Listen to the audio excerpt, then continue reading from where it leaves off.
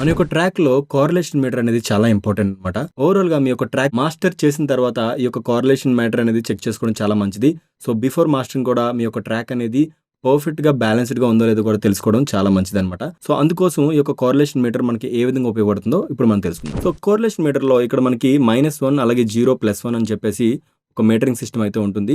So, మన యొక్క ఆడియోలో ఏదైనా లెఫ్ట్ రైట్‌కి సంబంధించినటువంటి ఏదైనా స్టీరియో ఇమేజింగ్ అనేది ఏమైనా తేడాగా వినిపిస్తున్నట్టయితే ఈ యొక్క మీటర్ అనేది మనకు చెప్తూ ఉంటదనమాట. సో, దాన్ని బట్టి మనం తర్వాత కరెక్ట్ చేసుకోవచ్చు మన యొక్క ట్రాక్‌లో, మన మిక్సింగ్‌లో. సో, ఇప్పుడు మనం జస్ట్ ఒక ట్రాక్‌ని ప్లే చేద్దాం.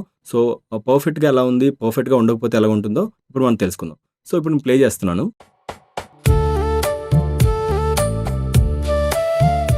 సో, ఇది 0 నుంచి +1 మధ్యలో ఉన్నట్టయితే మీ యొక్క లెఫ్ట్, రైట్ సిగ్నల్స్ అనేవి పర్ఫెక్ట్‌గా ఉన్నట్టు అర్థం అనమాట.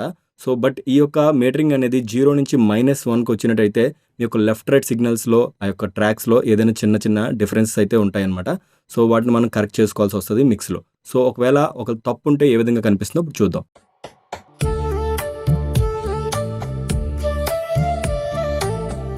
సో, ఫేజ్ ఇష్యూస్ వచ్చినప్పుడు ఈ విధమైనటువంటి మిస్టేక్స్ అయితే జరుగుతూ ఉంటాయి.